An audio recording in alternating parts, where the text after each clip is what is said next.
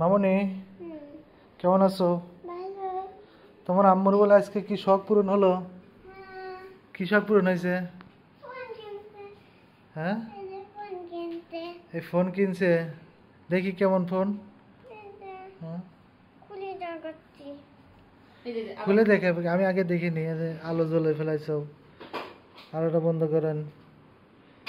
হ্যাঁ, এটা কিনে দিয়েছে কিটা?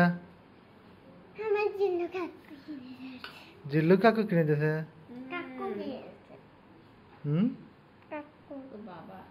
টাকা দিছে কে?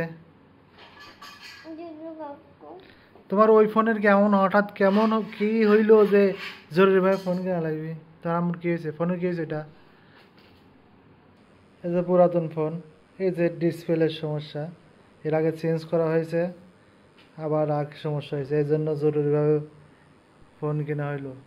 সংসার জীবনে থাকতে চাইলে স্বামী স্ত্রী উভয়কেই প্রয়োজন।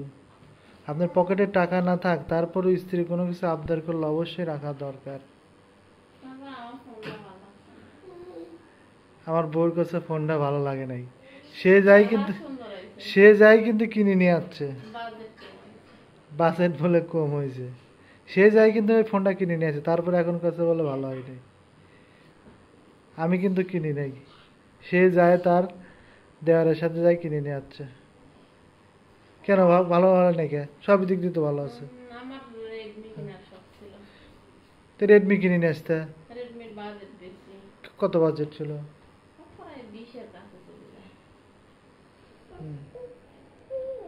অত বাজেট নাই। আপনারা কমেন্টস করে জানাবেন ফোনটার দাম কত, কেমন হয়েছে, সবাই কমেন্টস করে জানাবেন। আমার কাছে কিন্তু টাকা নাই, তারপরও ফোনটা কিনে দিয়েছি। বইয়ের শখ পূরণ করলাম একটা। বইয়ের ইচ্ছাকে প্রাধান্য দিলাম। সংসার জীবনে অনেক কিছুই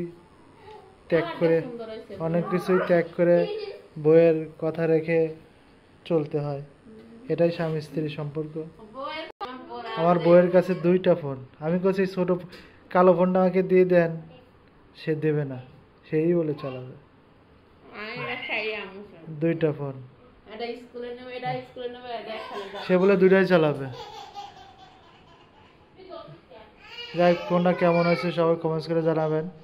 সবাই আমার মতন বইয়ের মন রাখার জন্য চেষ্টা করবেন। সংসার জীবনে সুখে রাখতে চাইলে অবশ্যই বইয়ের মন রাখতে হয়, নাহলে সংসারে সবসময় অশান্তি বিরাজ করবে। সবাই ভালো থাকবেন, সুস্থ থাকবেন, বিশেষ করে নিরাপদে পথ চলার চেষ্টা করবেন। আমার পেজটা ফলো দিয়ে সাথে থাকবেন, ইউটিউব চ্যানেলকে সাবস্ক্রাইব করবেন এবং সাথে রাখা বেলাই বেটন চেপে সঙ্গে থাকবেন। আল্লাহ হাফেজ।